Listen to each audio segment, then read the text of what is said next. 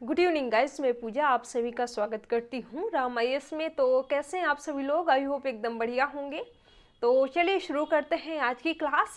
सबसे पहले हम यहाँ पर देखते हैं आज की जो क्लास है उसमें हम जैन साहित्य और इसी में जो है हम अलौकिक साहित्य और राष्ट्र साहित्य के बारे में पढ़ने वाले हैं। ये जो आज की क्लास है ये आदिकाल में सेकंड लेक्चर है। आदिकाल के अंतर्गत जो पहली क्लास थी आदिकाल में, तो उसमें हमने देखा था उसमें जो है हमने नाथ साहित्य के बारे में, नाथ परंपरा के बारे में वहाँ पर हमने बात करी थी और साथ ही सिद्ध परंपरा के बारे में वहाँ पर जो है हमने पढ़ा था। तो शुरू करते हैं। इसके हिंदी साहित्य के सिलेबस के बारे में सभी को आइडिया होगा। जो हमारी पहली क्लास थी तो उसमें हमने सिलेबस के बारे में पूरा जो है वहाँ पर हमने देखा था कि आपके जो नेट जेआरएफ का जो पेपर होता है वो कितने टॉपिक से आपके हिंदी साहित्य में कितने टॉपिक जो है कितने जो आपके खंड हैं, कितने खंडों में ये इसका जो सिलेबस है वो विभाजित किया गया है। तो इन सारी चीज़ों के बारे में हमने वहाँ पर बात करी थी। तो हिंदी साहित्य के सिलेबस में जो है आपके 10 यूनिट होते हैं। जो पहली यूनिट होती है, पहली यूनिट के अंतर्गत जो जो आपके टॉपिक आते हैं, जो जो चीज़ें आपकी आती हैं, तो उनको जो है हमने ऑलरेडी कवर कर लिया है। और प्रीवियस ईयर में जो आपके क्वेश्चन पूछे गए थे और जिनकी संभावना है पूछने की, तो उनकी भी हमने बात करी है, उनको भी हमने सॉल्व किया है। तो चलिए शुरू करते हैं। आज की जो क्लास है वो सेकेंड यूनिट के अंतर्गत, और ये जो है आज की थर्ड क्लास है। तो चलिए देखते हैं आदिकाल में। आदिकाल में जो है आज हम जैन साहित्य और राष्ट्र साहित्य के बारे में पढ़ने वाले हैं। देखिए, अगर हम सबसे पहले जैनों की बात करते हैं, जैन साहित्य की, तो ये जो है आप जब एंशिएंट हिस्ट्री पढ़ते हैं तो वहाँ पर भी जैनों के बारे में आप डिटेल से वहाँ पर इसकी जानकारी आपको मिलती है। तो अगर हम यहाँ पर जैन साहित्य की बात करते हैं तो सबसे पहले हम ये देखते हैं कि जैन आखिर होता क्या है, जैन शब्द का मतलब क्या होता है, इसके बारे में सबसे पहले हमें पता होना चाहिए। देखिए, अगर हम कोई भी चीज़ पढ़ते हैं, अगर हम हमें उसके बारे में पता नहीं होगा तो वहाँ पर चीज़ें अगर पता हो जाती हैं कि आखिर इसका मतलब क्या होता है, तो चीज़ें ज़्यादा समझ में आती हैं। तो देखते हैं जो जैन शब्द है, जैन काव्य है, जैन साहित्य जो है, तो जैन का मतलब होता है जिन, यानी कि जैन शब्द जो है ये जैन शब्द ये जिन से बना हुआ है। ये जो है जिन से बना हुआ है, और ये जो जिन है इसका मतलब होता है, इसका अर्थ होता है विजय पाने वाला। इसका अर्थ जो होता है वो विजय पाने वाला, विजय पाने वाला। अब हम यहाँ पर ये देखते हैं कि ये जो जैन है तो सबसे ज़्यादा महत्व ये किसे देखते हैं। देखिए, ये जैन साहित्य के बारे में हम ऑलरेडी आगे देखेंगे सारी चीज़ें कि इसके अंतर्गत कौन कौन से जो तीर्थंकर हुए हैं, कितने तीर्थंकर हुए हैं, तो ये सारी चीज़ें जो है हम आगे देखने वाले हैं। तो यहाँ पर हम ये बात करते हैं कि ये जो जैन साहित्य है, जैनों ने जो है सबसे अधिक बल किसे दिया है, सबसे अधिक महत्व किसे दिया है, इसकी बात करते हैं। तो इन्होंने जो है दया, ये आपको यहाँ पर शॉर्ट फॉर्म में याद रखना है, दया, करुणा, अहिंसा, और त्याग। तो इन्होंने दया, करुणा, अहिंसा और त्याग को अधिक महत्व दिया है, अधिक बल दिया है। तो ये चीज़ आपको जैन के अंतर्गत याद रखनी है कि जैन शब्द जो है वो जिन से बना है, जिन का अर्थ होता है विजय पाने वाला। और इन्होंने यानी कि जैनों ने दया, करुणा, अहिंसा और त्याग पर इन्होंने अधिक महत्व दिया है, अधिक बल दिया है इस चीज़ पर। अब हम जो है आगे देखते हैं कि ये जो जैन साहित्य है तो इसमें कितने तीर्थंकर आते हैं, इसके प्रथम प्रवर्तक कौन है और जो लास्ट प्रवर्तक है, और इसमें जो पहले तीर्थंकर का नाम क्या है, ये सारी चीज़ें हम इसके अंतर्गत देखते हैं। तो जैन धर्म में 24 तीर्थंकर हुए हैं। ये चीज़ आप वहाँ पर एंशिएंट हिस्ट्री में ऑलरेडी पढ़ते हैं। तो इसमें जो है 24 तीर्थंकर हुए हैं। जैन धर्म के प्रवर्तक जो हैं वो महावीर स्वामी हैं। जब हमने नाथों और सिद्धों की बात करी थी तो वहाँ पर हमने उसके क्षेत्र के बारे में भी बात करी थी कि नाथ जो परंपरा है वो किस क्षेत्र में फैली हुई थी, और सिद्ध परंपरा के बारे में भी हमने बात करी थी कि इसका जो क्षेत्र विस्तार था वो कहाँ से कहाँ तक था। तो यहाँ पर हम इसके बारे में देखते हैं कि भारत के ये जो जैन हैं, तो ये भारत के पश्चिम क्षेत्र में जैन साधुओं ने अपने मत का प्रचार प्रसार हिंदी कविता के माध्यम से किया है। और जैन कवियों ने आचार, रास, पास, चरित, फागु आदि विभिन्न शैलियों में साहित्य लिखा है। ये जो आचार, रास, पास और ये जो फागु है, इन चीज़ों के बारे में अभी हम देखेंगे। तो इन्होंने जो है इन चीज़ों में जो है विभिन्न शैलियों में साहित्य लिखा है। जैन, आचार, रास, जैन, ये जो फागु है। जैन साहित्य का सर्वाधिक जो लोकप्रिय रास वो है लोकप्रिय जो रूप है वो रास ग्रंथ माने जाते हैं। रास जो है ये रास एक तरह का ये गे रूपक है, ये गे रूपक ये माना जाता है। जैन मंदिरों में रात्रि के समय श्रावक लोग रास का गायन करते थे। इस रास में तीर्थंकरों के जीवन चरित्र, वैष्णव अवतारों की कथाएं और जैन आदर्शों का प्रतिपादन होता था। अब देखिए यहाँ पर सबसे महत्वपूर्ण चीज क्या हो जाती है कि इसके जैन साहित्य जो है, जैन साहित्य की प्रमुख रचनाएं क्या है और रचनाकार कौन है। यह चीज़ जो है आपके एग्जाम के पॉइंट ऑफ व्यू से जो है ये महत्वपूर्ण हो जाती है। तो जैन साहित्य की प्रमुख रचनाओं की अगर हम बात करते हैं, जैन साहित्य की अगर हम प्रमुख रचनाओं की बात करते हैं कि इसमें जो है कौन कौन से रचनाकार आए हुए हैं और कौन सी जो है रचना है। तो पहली जो रचना है वो भारतेश्वर बाहुबली रास है। देखिए ये जो रचनाएं हैं और रचनाकार हैं जो महत्वपूर्ण हैं आपके एग्जाम के पॉइंट ऑफ व्यू से, तो इनको भी हम ऑलरेडी डिटेल से देखेंगे अभी। तो पहली जो रचना है वो भारतेश्वर बाहुबली रास है और इसके जो रचनाकार है वो शालिभद्र सूरी है। सेकंड जो है वो बुद्धि रास है और इसके जो रचनाकार हैं वो कौन है, शालिभद्र सूरी है। थर्ड जो है स्थूलिभद्र रास है और इसके जो रचनाकार हैं जिनीधर्म सूरी है। जीव दया रास जो है रचना, इसके जो रचनाकार हैं आसगु हैं। देखिए जैसे हम यहाँ पर शालिभद्र सूरी के बारे में भी डिटेल में बात करेंगे और आसगु के बारे में भी हम यहाँ पर डिटेल में बात करने वाले हैं। अगली जो रचना है वो जिनी पद्य सूरी है, सूरी रास है और इसके जो रचनाकार हैं वो सारमूर्ति हैं। अगली रचना है गौतम स्वामी रास और इसके जो रचनाकार हैं वो उदयवंत हैं। अगली जो है पंथ पांडे चरित रास और इसके जो रचनाकार हैं वो है शालिभद्र सूरी। अगली जो है श्रावकाचार्य, इसके जो रचनाकार हैं वो देवसेन हैं। और अगली रचना है चंदबाला रास, इसके भी जो रचनाकार हैं वो है आसगु। ये जो आसगु कवि हैं इनके बारे में हम बात करेंगे। अगली जो है रेवंत गिरी रास और इसके जो रचनाकार हैं वो विजय सेन सूरी है। और अगली यानी कि जो लास्ट जो रचना है रचनाकार नेमिनाथ रास और इसके जो रचनाकार हैं वो सुमति गढ़ी हैं। अब देखिए यहाँ पर जैसे शालिभद्र सूरी हो गया, आसगु कवि हो गया, देवसेन हो गया, तो विजय सेन सूरी हो गया, इनके बारे में हम डिटेल से देखते हैं। सबसे पहले हम बात करते हैं शालिभद्र सूरी के बारे में। तो यहाँ पर जो है मैं इसे पीपीटी में मेंशन नहीं कर पाई हूँ इनके बारे में, तो थोड़ा सा देख लेते हैं। देखिए सबसे पहले अगर हम शालिभद्र सूरी की बात करते हैं, शालिभद्र सूरी की बात करते हैं तो यहाँ पर हम देखते हैं शालिभद्र सूरी के बुद्ध रास का संग्रह जो है उसके शिष्य यानी कि शालिभद्र सूरी के शिष्य शिवी ने इसका जो है बुद्धि रास का संग्रह किया था। शालिभद्र सूरी का जो प्रसिद्ध ग्रंथ है जैसे हमने देखा भारतेश्वर बाहुबली रास है, इनका प्रसिद्ध ग्रंथ भारतेश्वर बाहुबली रास है। और ये जो है भारतेश्वर बाहुबली रास ये जो है ये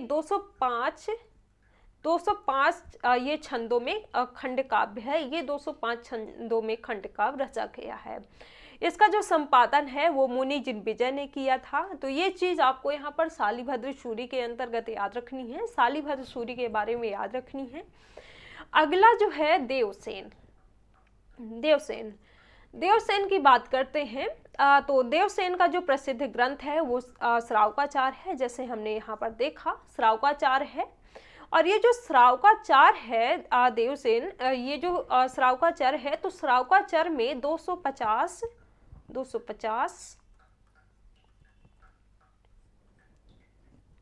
250 श्राव में श्रावक धर्म का वर्णन किया गया है, श्रावक धर्म का वर्णन मिलता है। और ये जो है ये गृहस्थ जीवन उस धर्म को जो है ये जो श्रावकाचार है, तो ये गृहस्थ जीवन धर्म उस धर्म का जो ये है केंद्र माना गया है। तो ये चीज जो है देवसेन के अंतर्गत यानी कि देवसेन के बारे में महत्वपूर्ण हो जाती है। अब हम आगे बात करते हैं आसगु कवि की।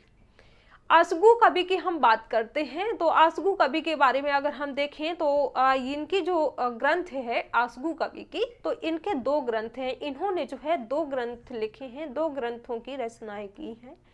इन्होंने 2 ग्रंथ रचे हैं। पहला जो है वो चंदन बाला रास, पहला जो है वो चंदन बाला रास, चंदन बाला रास, और सेकंड जो है वो है जीव दया रास। सेकंड जो है वो है जीव दया रास। देखिए ये जो चंदन बाला रास है, तो चंदन बाला रास ये 35 छंदों का खंड काव्य है। ये चीज इसके अंतर्गत महत्वपूर्ण हो जाती है। ये जो है 35 खंड काव्य का है, ये 35 छंदों का ये खंड काव्य है टोटल। तो ये चीज ये आसगु कवि जो है इसके अंतर्गत महत्वपूर्ण हो जाती है। अब हम यहाँ पर बात करते हैं विजय सेन सूरी के बारे में। विजय सेन सूरी की जो रचना है वो है रेवंत गिरिरास, वो है रेवंत गिरिरास। तो इसके बारे में जो है ये चीज याद रखना है। और ये जो विजय सेन सूरी है, तो इसमें जैन तीर्थ रेवंत गिरी और तीर्थकर नेमिनाथ की प्रतिमा का महत्व इसमें वर्णित किया गया है। ये जो महत्व है ये महत्व ऐतिहासिक और पौराणिक इतिवृत्त तथा प्राकृतिक सौंदर्य के आधार पर ये जो वर्णित किया गया है, इसका जो है वर्णन किया गया है।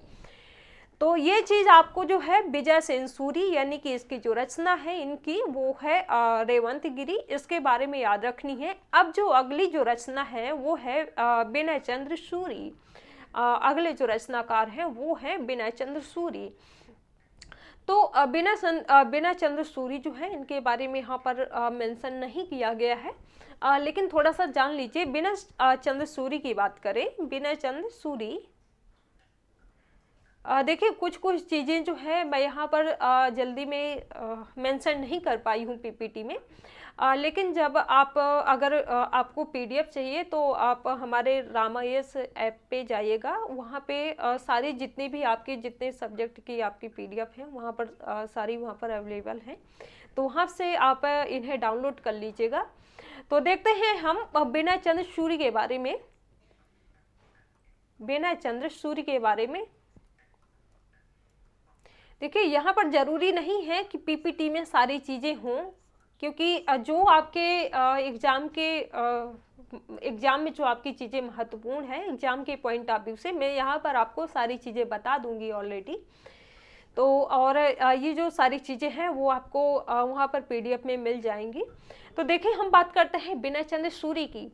तो विनय चंद्र सूरी जो है विनय चंद्र सूरी कृत ये नेमिनाथ है चौपाई से, चौपाई छंद में 12 मासा वर्णन का इसमें आरंभ माना जाता है। तो ये चीज़ यहाँ पर इसके बारे में महत्वपूर्ण हो जाती है। ये जो चौपाई है नेमिनाथ चौपाई, इसके बारे में भी हम आगे बात करेंगे। अब इसके अंतर्गत जो है ये जैन साहित्य की ये जो प्रमुख रचनाओं और रचनाकारों के बारे में हम बात करें।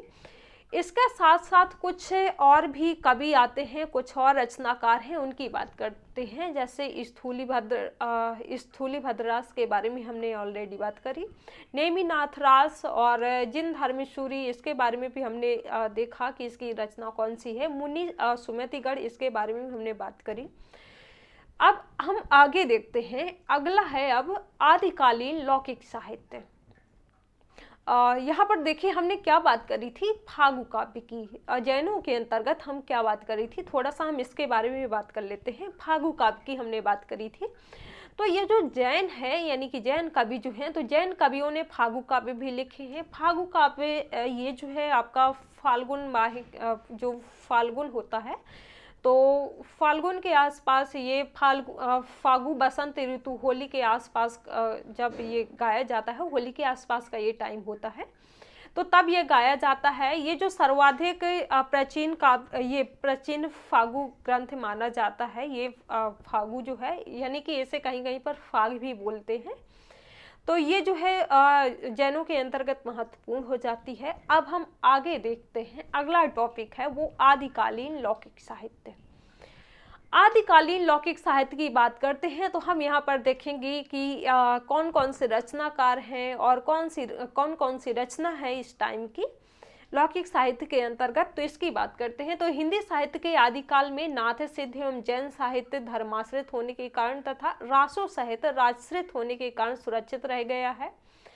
ये जो आदिकालीन लौकिक साहित्य है तो इस काल में इन दोनों काव्य धाराओं से भिन्न लोक साहित्य भी इसमें लोक साहित्य की भी इसमें रचना हुई है, इसकी रचना की गई है। अब जो है सबसे महत्वपूर्ण चीज क्या हो जाती है इसके बारे में, लौकिक साहित्य के बारे में। तो यहाँ पर कौन कौन से रचनाकार हैं और कौन कौन सी रचना है, तो जैसे ढोला मारू रद्दूहा हो गया, ढोला मारू रद्दूहा, इसके बारे में भी हम आगे बात करेंगे। तो ढोला मारू रद्दूहा जो है ये रचना है और इसके जो रचनाकार हैं वो है कल्लोल। इसका जो समय है वो 11वीं शताब्दी माना गया है। और ये जो ढोला मारू रद्दूहा है तो ये लोक प्रचलित प्रेम काव्य है ये, और इसका जो स्थान है यानी कि इसका जो क्षेत्र है वो राजस्थान में अधिक ये लोकप्रिय माना गया है, लोकप्रिय है ये। राजकुमार ढोला और राजकुमारी मारवाड़ी की कथा है ये, और इसमें जो है नारी हृदय की अत्यंत मार्मिक व्यंजना मिलती है ढोला मारू रद्दूहा में। और इसे जो है हजारी प्रसाद द्विवेदी ने इसके दोहों को हेमचंद्र और बिहारी के दोहों के बीच की एक कड़ी माना है। ये बीच की इन्होंने जो है हजारी प्रसाद द्विवेदी ने हेमचंद्र और जो है बिहारी के बीच की इसे जो है कड़ी बताई है। तो ये चीज़ जो है आपकी ढोला मारू रद्दूहा के अंतर्गत ये महत्वपूर्ण हो जाती है। इसका जो समय है वो 11वीं शताब्दी है। देखिए इसके बारे में जो है डिटेल में मैं यहाँ पर मेंशन नहीं कर पाई हूँ। अब हम आगे देखते हैं अमीर खुसरो की रचनाओं के बारे में। देखिए अगर हम अमीर खुसरो की बात करते हैं तो आगे हम इनको डिटेल से भी पढ़ने वाले हैं अमीर खुसरो के बारे में। तो यहाँ पर हम देखते हैं अमीर खुसरो की रचनाओं में तो 100 बताई गई हैं अमीर खुसरो की रचनाएं, जिनमें से मुख्य हैं जैसे खालिक बारी हो गया, पहेलियाँ, मुकरियाँ, दो सुखने, गजल, ये हो गए। ये जो पहेलियों के बारे में सबको पता होगा, इसके बारे में सबको इसकी जानकारी होगी। और ये जो मुकरियाँ और दो सुखने होते हैं इसके बारे में भी हम आगे बात करेंगे कि मुकरियाँ क्या होती हैं, सुखने क्या होते हैं। तो ये चीज़ जो है इसका जो समय है अमीर खुसरो की रचनाओं का तो 1253 से 1325 माना गया है। और इनकी पहेलियों और मुकरियों में उक्ति वैचित्र की प्रधानता मिलती है। आवाज इसमें जो है आवाज खुसरवी इसका संगीत संबंधी ग्रंथ माना गया है। खालिक बारी वस्तुतः फारसी हिंदी शब्दकोश का ये जो है ग्रंथ है, ये जो रचना है। इनके जो ग्रंथ हैं तो इनके ग्रंथ नुहे सिपहर में भारतीय बोलियों का विस्तृत इसमें वर्णन किया गया है। इसमें जो है इनका विस्तृत वर्णन मिलता है। अब हम आगे बात करते हैं अगले जो रचनाकार हैं वो बसंत विलास जो रचना है, और इसके जो रचनाकार हैं वो है अज्ञात है। अज्ञात का जो ये समय है ये जो बसंत विलास रचना है तो इसका जो समय है वो 13वीं शताब्दी माना गया है। इसमें जो है इसमें बसंत और स्त्रियों पर बसंत के विलासपूर्ण प्रभाव मनोहारी इसमें अंकन मिलता है। और ये जो श्रृंगारिक काव्य का ये श्रृंगारिक काव्य है, इसमें श्रृंगारिक काव्य का इसमें संपादन माता प्रसाद गुप्त ने किया है। और इन्होंने जो है 84 दोहों को ही इन्होंने वास्तविक माना है। यह जो रचना है बसंत विलास तो इसकी रचना में ही पिंगल जो हमने बात करी थी, डिंगल और पिंगलों के बारे में बात करी थी, तो इसकी जो भाषा है तो इसकी भाषा से ही पिंगल सरस ब्रज भाषा का जो है ये रूप दिखाई देता है। इसमें जो है ये जो भाषा है तो इसमें पिंगल सरस ब्रज भाषा का रूप इसमें लेते हुए ये दिखाई देती है। तो ये चीज़ जो है ये आपकी बसंत विलास और जो इसके रचनाकार जो है वो अज्ञात इसके अंतर्गत जो है महत्वपूर्ण हो जाती है आपके लौकिक साहित्य में। अब जो अगले रचनाकार हैं और अगली जो रचना है वो विद्यापति पदावली। विद्यापति पदावली। देखिए ये जो अमीर खुसरो है और विद्यापति पदावली है, तो इसके बारे में जो है हम आगे डिटेल से देखेंगे कि अमीर खुसरो की रचनाएं कौन कौन सी हैं, इसके बारे में हम डिटेल से बात करेंगे। और विद्यापति पदावली जो ये रचना है इसके बारे में भी हम बात करेंगे। तो यहाँ पर हम देखते हैं विद्यापति पदावली के अंतर्गत, तो ये जो है 14वीं शताब्दी की रचना है विद्यापति पदावली। और ये जो विद्यापति पदावली है तो श्रृंगार भक्ति परक मुक्तक काव्य है ये। और इसमें जो है पदों की मादकता को निराला ने नागिन की लहर कहा है। किसने? ये चीज देखिए यहाँ पर महत्वपूर्ण हो जाती है। निराला ने इसे क्या कहा है? नागिन की लहर बताया है इन्होंने। और इसे जो है विद्यापति पदावली को तो रामरच बेनीपुरी ने जो है इसे जीव और परमात्मा के संबंध का रूपक मानते हैं। तो ये चीज इसके अंतर्गत महत्वपूर्ण हो जाती है। अब जो है हम आगे बात करते हैं अमीर खुसरो के बारे में, थोड़ा सा हम देख लेते हैं। अमीर खुसरो को कई नामों से भी जाना जाता है और इनका जो है हम हिंदी साहित्य की अगर बात करते हैं तो इसमें जो है इनका काफ़ी अहम रोल इसमें रहा है। इतिहास में भी हम इनके बारे में पढ़ते हैं और हिस्ट्री में भी हम इनके बारे में हिंदी में भी हम इनके बारे में पढ़ते हैं। तो अमीर खुसरो की अगर हम बात करते हैं तो काव्य भाषा का ये जो काव्य भाषा का ढांचा अधिकतर जो है ये सौरसेनी या पुरानी ब्रज भाषा का ही ये बहुत महत्वपूर्ण रहा है। पुरानी ब्रज भाषा का ही ये बहुत काल से चला आता रहा है। तो ये जो है ये इसके अंतर्गत महत्वपूर्ण हो जाती है। अब जो है हम इसे देखते हैं अमीर खुसरो के बारे में अगर हम देखते हैं तो अमीर खुसरो को निम्न उपाधियों से भी नवाजा जाता है, निम्न उपाधियों से भी इन्हें पुकारा जाता है। जैसे तोता ए हिंदी, अलाउद्दीन खिलजी के द्वारा ये कहा गया था अमीर खुसरो को तोता ए हिंदी। कवियों में राजकुमार प्रसिद्ध इतिहासकार डॉक्टर जो ईश्वरी प्रसाद हैं तो इनके द्वारा कहा गया है, कवियों में राजकुमार इन्होंने कहा है। अवधि का प्रथम कवि जो है इन्हें जो है डॉक्टर राम कुमार वर्मा ने इन्हें कहा है कि ये जो है मतलब जो अमीर खुसरो है तो इन्हें जो है अवधि का प्रथम कवि कहा गया है। इन्होंने स्वयं जो है अपने आप को तूतीय हिंद यानी कि हिंदुस्तान की तूती भी इन्होंने कहा है स्वयं को। तो ये चीज़ जो है इसके अंतर्गत यानी कि अमीर खुसरो के बारे में महत्वपूर्ण हो जाती है। इनके बारे में भी हम ऑलरेडी देखेंगे आगे। अब जो है जैसे विद्यापति के बारे में हम बात करें, विद्यापति पदावली जो इनकी रचना है, तो विद्यापति जो है विद्यापति पंडित हरि मिश्र के शिष्य थे। और ये जो है विद्यापति तो इन्होंने 3 भाषाओं में 14 ग्रंथों की रचना की है। और जो पहली है वो संस्कृत शैव सर्वस्व सार गंगा वाक्यावली और दुर्गा भक्त तरंगिणी भूपरिक्रमा दान वाक्यावली पुरुष परीक्षा विभाग सार लिखनावली और गया पत्तल वर्षकृत ये जो है ये संस्कृत औहट्य मैथिली ये चीज़ इसके अंतर्गत महत्वपूर्ण हो जाती है। अब हम जो देखते हैं आगे रासो काव्य के बारे में। हमने क्या बात करी? जैन साहित्य के बारे में हमने बात करी कि जैन साहित्य के अंतर्गत जो है आपके कितने तीर्थंकर आते हैं और क्या चीज़ इसके अंतर्गत महत्वपूर्ण है आपके एग्जाम के पॉइंट ऑफ व्यू से। अगले जो है हमने लौकिक साहित्य की बात करी। अब जो है हम देखते हैं रासो काव्य।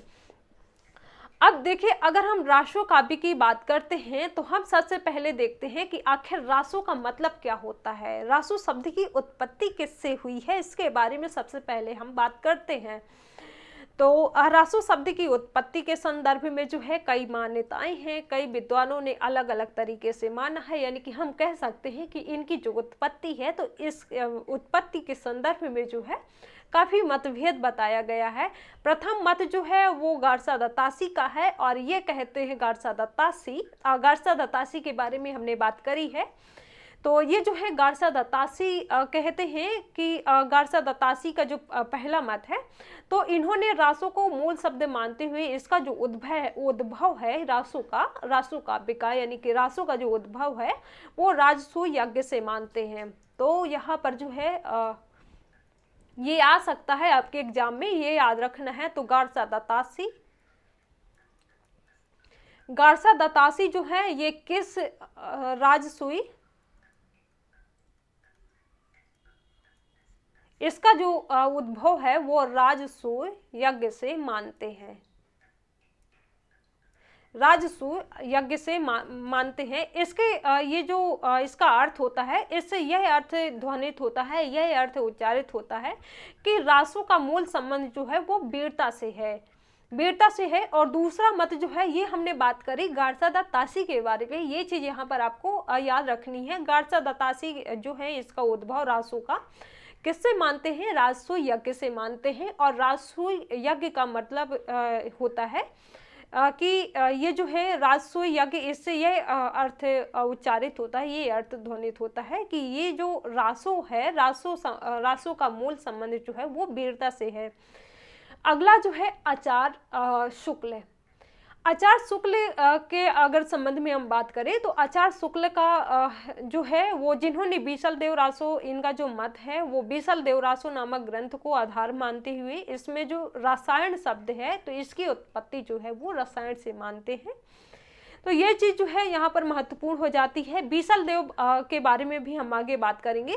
तो यहाँ पर अगर हम बीसल देव की बात करते हैं तो बीसल देव रासो में काव्य के अर्थ में रसायन शब्द बार बार आता है, और हमारी समझ से इसे जो है, इसे रसायन शब्द ही ऐसे हम कह सकते हैं कि ये जो रास शब्द है तो ये जो है रसायन शब्द है, तो रसायन शब्द ही बार बार मतलब रसायन शब्द से ही बार बार ये जो है रास शब्द बन गया है, रसायन शब्द से बार बार उच्चारित होकर के ये जो है रास शब्द बन गया है। तो इसके बारे में जो है ये चीज यहाँ पर महत्वपूर्ण हो जाती है। अब अगला मत है आचार राम स्वरूप चतुर्वेदी का। हमने क्या बात करी, रासो गारसा दत्तासी के बारे में बात करी और आचार शुक्ल के बारे में बात करी। अगला मत जो है वो आचार राम स्वरूप चतुर्वेदी का, और ये इनका मत जो है, इनका मत है कि रस शब्द से ही रासो शब्द व राशक शब्द की उत्पत्ति हुई है। उन्होंने रासो काव्य धारा के ही एक छंद के माध्यम से इस मान्यता को प्रमाणित करने का प्रयास किया है। इनकी जैसे हम एक पंक्ति की बात करते हैं, इसमें जो है जो आचार राम स्वरूप चतुर्वेदी हैं, तो इनके अंतर्गत एक जो पंक्ति है इन्होंने जो कही है, तो राउस असंभु नवरस सरस छंदु चंदु की अमीसम और श्रृंगार वीर कौड़ा विभत्स भय अद्भुत अद्भुत और संत सम। तो ये जो है इसके अंतर्गत एक पंक्ति कही गई है। अब जो है हम आगे देखते हैं, अगर हम रासो काव्यों की बात करते हैं तो अब हम यहाँ पर देखते हैं कि रासो काव्यों का जो है वर्गीकरण किस आधार पर किया गया है। रासो काव्यों की वर्गीकरण की अगर हम बात करते हैं, इनकी रचनाओं की हम आगे बात करेंगे।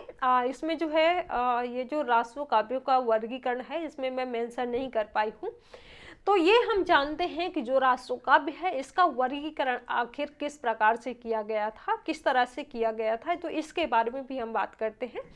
तो ये जो रासो काव्य है, तो रासो काव्य धारा में 3 तरह के ग्रंथ लिखे गए हैं, 3 तरह के ग्रंथ लिखे गए हैं। जब हम ये रासो काव्यों के बारे में आगे हम बात करेंगे तो वहाँ पर ये चीज़ आपको समझ में आएगी अच्छे से कि ये जैसे 3 तरह के काव्यों की हम बात करें तो जैसे वीरता प्रधान काव्य हो गया, और श्रृंगार प्रधान काव्य हो गया, उपदेश प्रधान काव्य हो गया।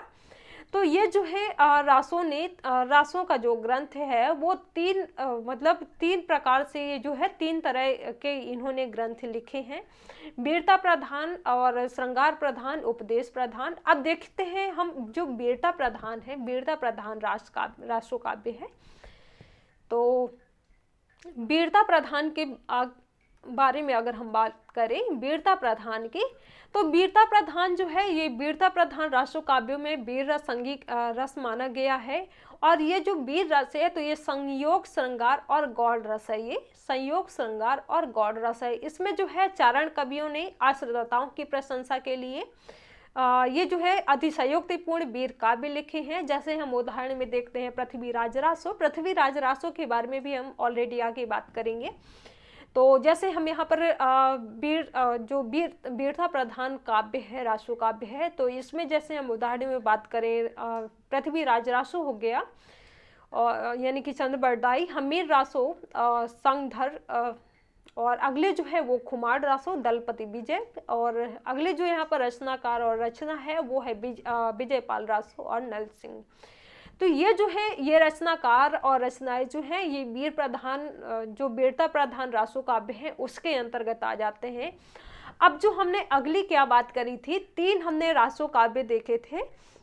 पहली जो थी वो थी वीरता प्रधान रासो काव्य, सेकंड जो थी वो थी श्रृंगार परक रासो काव्य, और अगली जो थी उसके बारे में हमने बात करी थी वो थी उपदेश प्रधान। तो श्रृंगार प्रधान की अगर हम बात करें तो श्रृंगार प्रधान रास हैं, श्रृंगार प्रधान जो रासो काव्य हैं, तो श्रृंगार परक रासो काव्यों में अंगिरस श्रृंगार है, और इसमें जो है श्रृंगार के संयोग व वियोग यानी कि श्रृंगार के 2 पक्ष होते हैं। संयोग जैसे जब हम रस छंद अलंकारों के बारे में बात करते हैं, मेन रूप से वहाँ पर जब हम रसों के बारे में बात करते हैं तो वहाँ पर हम पढ़ते हैं जब हम वहाँ पर बात करते हैं संयोग श्रृंगार और वियोग श्रृंगार के बारे में जो है हम वहाँ पर बात करते हैं। तो यहाँ पर जो है श्रृंगार परक, ये जो श्रृंगार प्रधान रासो काव्य है, तो श्रृंगार परक रासो काव्यों में जो है अंगिरस श्रृंगार है, और इसमें जो है श्रृंगार के संयोग व वियोग दोनों पक्षों का वर्णन मिलता है, दोनों पक्षों का इसमें जो है वर्णन किया गया है। जैसे हम देखें अब्दुल रहमान का संदेश, रासा कुआ, नरपति नालिका, विजय देव रासो और बीसल देव रासो, और साथ ही इसमें हम बात करते हैं बीसल देव रासो उल्लेखनीय, इसमें जो है श्रृंगार प्रधान काव्य माना गया है। इसमें भी जो है इसमें दोनों जो है इन दोनों में ही जो है विरह तत्व इसमें प्रबल रूप से दिखाया गया है, इसमें जो है प्रबल रूप से उपस्थित बताया गया है। अब अगला जो है हम देखते हैं हमने देखा वीरता प्रधान रासो काव्य, और अगला जो है हमने देखा श्रृंगार प्रधान रासो काव्य। अब अगला जो है वो है उपदेश प्रधान रासो काव्य। तो देखिए अगर हम उपदेश प्रधान रासो काव्य की बात करते हैं तो धार्मिक रासो काव्यों की रचना जो है जैन कवियों द्वारा अपने धर्म व उपदेश के प्रचार प्रसार के लिए ये जो है की गई थी। इसमें जिन दत्त सूरी और हमने जिन दत्त सूरी हैं इनके बारे में भी हमने ऑलरेडी बात करी है। तो इसमें जो है जिन दत्त सूरी रचित उपदेश रसायन रास, शालिभद्र सूरी कृत भारतेश्वर बाहुबली रास और आसक कृत चंदन बाला रास इसमें जो है उल्लेखनीय है, महत्वपूर्ण है। अब जो है हम इसमें बात करते हैं रासो साहित्य की प्रमुख रचनाओं के बारे में। अभी जो हमने बात करी रासो साहित्य है इसका वर्गीकरण किस आधार पर किया गया है, कितने खंडों में किया गया है, तो हमने क्या बात करी वीरता प्रधान रासो काव्य कितने ग्रंथों में जो है इसे किया गया है। अगला जो हमने देखा श्रृंगार प्रधान रासो काव्य, और अगला जो है यानी कि तीसरा जो हमने देखा वो उपदेश प्रधान रासो काव्य। अब हम यहाँ पर बात करते हैं रासो साहित्य की प्रमुख रचनाओं के अंतर्गत। रासो साहित्य की प्रमुख रचनाओं में जैसे खुमार रासो हो गया, खुमार रासो की बात करें तो जैसे खुमार रासो हो गया, परमाल रासो हो गया, इसके अंतर्गत जो कई 2-4 जो रचनाएं हैं जो आपके एग्जाम के पॉइंट ऑफ व्यू से महत्वपूर्ण हैं तो उनको देखेंगे। तो सबसे पहले जो है हम खुमार रासो की बात करते हैं। तो ये जो खुमार रासो है तो रासो काव्य परंपरा की ये प्रारंभिक रचनाओं में खुमार रासो का स्थान सर्वोपरि माना गया है। इसके जो रचयिता हैं वो दलपति विजय हैं खुमार रासो के। इसका सर्वप्रथम उल्लेख जो है वो शिव सिंह सेंगर, इसके बारे में भी हमने बात करी थी। तो शिव सिंह सेंगर की कृति शिव सिंह सरोज से मिलता है इसमें जो है, और इनका जो स्थान है तो इनका स्थान जो है राजस्थान के चित्तौड़ नरेश खुमार यानी कि खुमार द्वितीय के युद्धों का जो है इसमें जो है सजीव वर्णन मिलता है। खुमार रासो जो है 5000 छंदों का एक विशाल ग्रंथ है। तो ये चीज यहाँ पर देखिए खुमार रासो के अंतर्गत महत्वपूर्ण हो जाती है। अब आगे जो है हम देखते हैं परमाल रासो। देखिए जो चीज़ें आपके एग्जाम के पॉइंट ऑफ व्यू से है, जो आपके एग्जाम में महत्वपूर्ण है, वही चीज़ मैंने यहाँ पर मेंशन करने की कोशिश की है। तो जैसे खुमार रासो के अंतर्गत ये चीज़ आपको जरूरी याद रखनी है, आ सकता है कुछ भी यहाँ से पूछा जा सकता है। परमाल रासो की बात करें तो परमाल रासो में जैसे रासो काव्य परंपरा की ये जो है रासो काव्य परंपरा की प्रमुख कृति के रूप में परमाल रासो का नाम जो है लिया गया है। इसे जो है आल्हा खंड भी कहते हैं। इसके रचयिता जो है वो जगनिक हैं। ये जो आल्हा खंड है तो इसे जो है महोबा के नरेश परमदेव ये जो है परमदेव से आश्रित थे। इनकी जो रचना है, ये जो महोबा है, तो ये जो है आपका जो बुंदेलखंड में, ये जो यूपी में, ये जो है यूपी का एक जिला है महोबा, बुंदेलखंड क्षेत्र में ये पड़ता है। और इनकी जो इसकी जनता में जो है अत्यधिक लोकप्रियता को देख डॉक्टर पियर्सन जो है, तो डॉक्टर पियर्सन ने इसे वर्तमान युग का सर्वाधिक लोकप्रिय महाकाव्य माना है। तो ये चीज इसके अंतर्गत महत्वपूर्ण हो जाती है। अब जो है हम आगे बात करते हैं अगले जो रासो काव्य यानी कि रासो कवि जो हैं वो हम्मीर रासो। हम्मीर रासो की बात करें तो हम्मीर रासो अभी तक एक स्वतंत्र कृति के रूप में उपलब्ध नहीं हो पाई है और अपभ्रंश के प्राकृत प्रंगलम नामक एक संग्रह ग्रंथ में संग्रहित हम्मीर रासो का ये जो है हम्मीर विषय ये जो है इसमें दिखाई देता है। शुक्ल जी ने इसे एक स्वतंत्र ग्रंथ माना है। प्रचलित धारणा अनुसार इस कृति के रचयिता जो हैं वो सारंगधर माने जाते हैं। इस काव्य में जो है हम्मीर देव और अलाउद्दीन खिलजी जो हैं, तो अलाउद्दीन के युद्ध का इसमें सजीव, इसमें जो है अलाउद्दीन के युद्धों का और हम्मीर देव के युद्धों का इसमें वर्णन किया गया है, इसमें देखने को मिलता है। अब जो है हम आगे देखते हैं विजयपाल रासो। विजयपाल रासो की बात करें तो मिस्र बंधुओं के बारे में भी हमने ऑलरेडी बात करी है। इनके बारे में हम डिटेल से देखेंगे कि मिस्र बंधुओं के अंतर्गत जो है कौन कौन से लेखक आते हैं, कौन कौन से कवि आते हैं। तो मिस्र बंधुओं ने अपने ग्रंथ मिस्र बंधु विनोद में इस परंपरा की एक रचना विजयपाल रासो का उल्लेख किया है और इसके जो रचयिता हैं विजयपाल रासो के, तो इसके रचयिता जो है नल सिंह भाट माने जाते हैं। इस कृति में जो है विजयपाल रासो सिंह और बंग राजा के युद्ध का वर्णन इसमें मिलता है।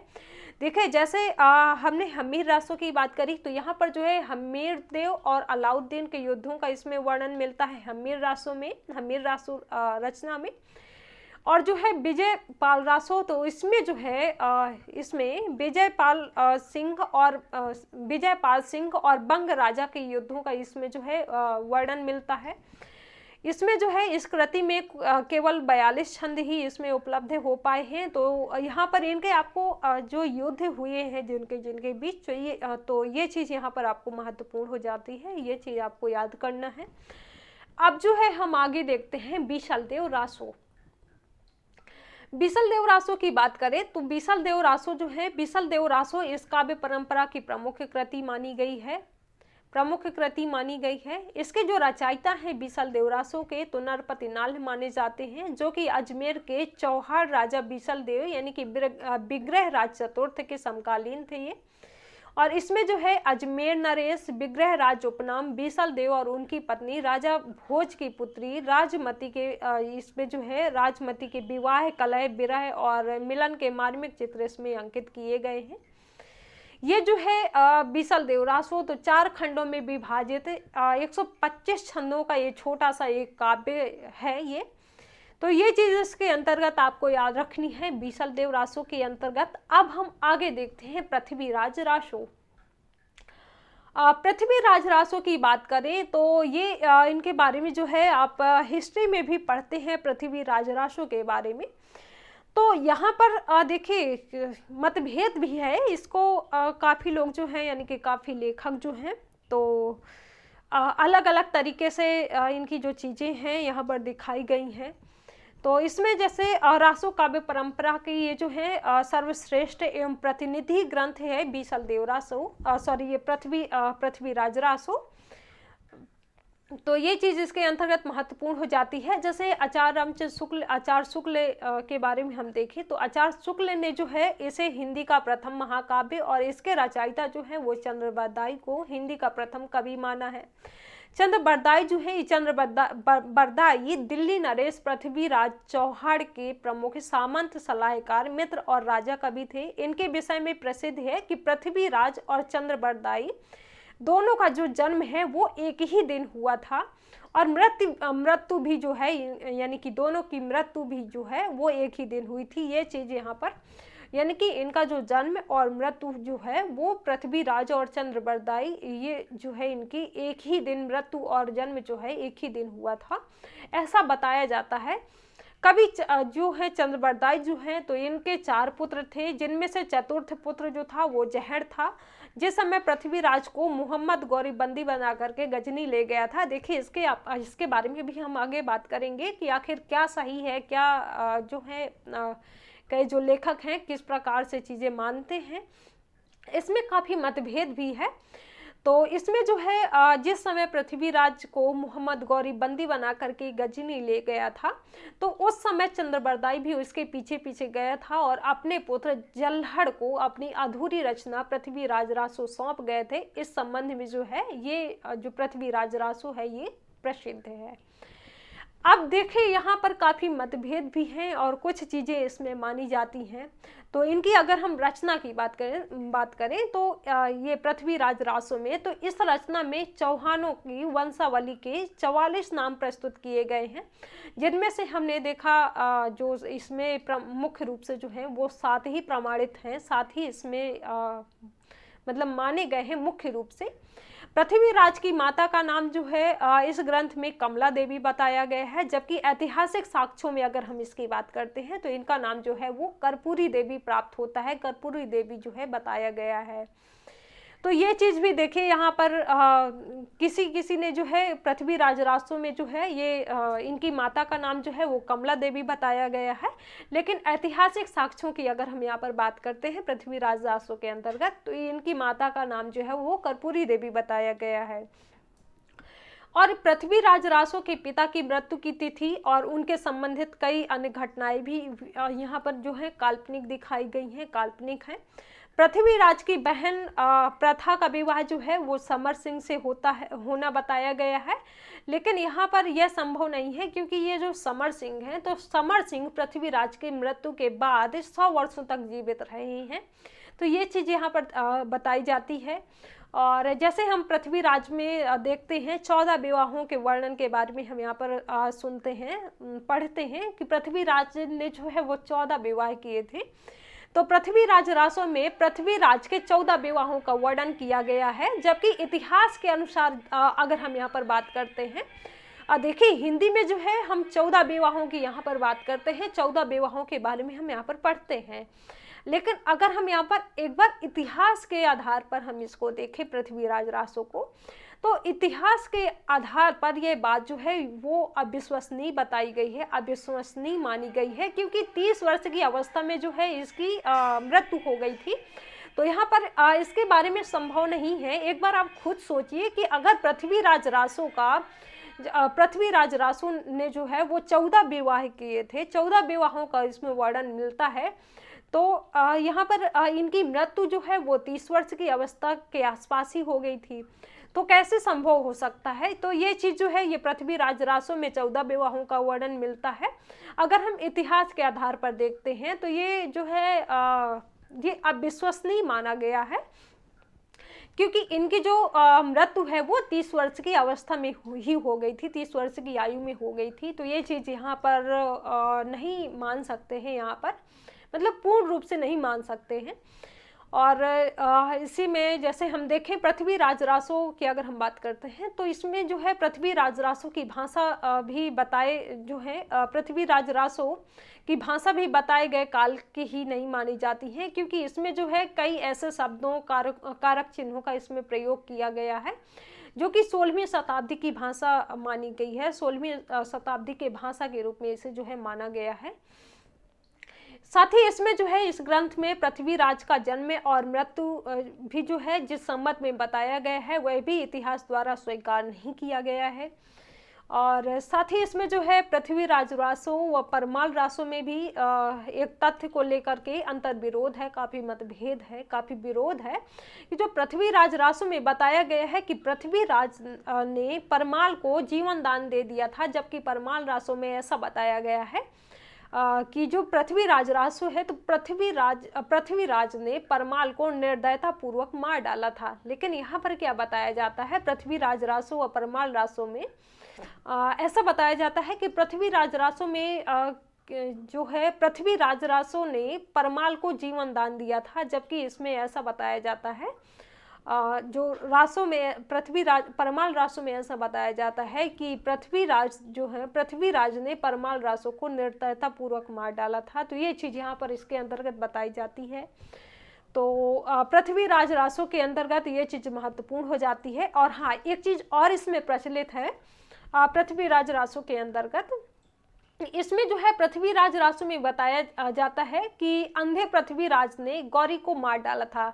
जबकि अगर हम ऐतिहासिक रूप से इसकी बात करते हैं, ऐतिहासिक रूप से अगर हम देखते हैं तो इतिहास में ऐसा माना जाता है कि गौरी की मौत जो है वो 1200 में हो गई थी। और किसने? खोखरों ककरों के हाथों हुई थी। खोखरों के बारे में जब आप मेडिवल हिस्ट्री पढ़ते हैं तो वहाँ पर आप बात करते हैं, वहाँ पर पढ़ते हैं इन सारी चीज़ों के बारे में। तो यहाँ पर ये चीज़ इसके बारे में महत्वपूर्ण हो जाती है।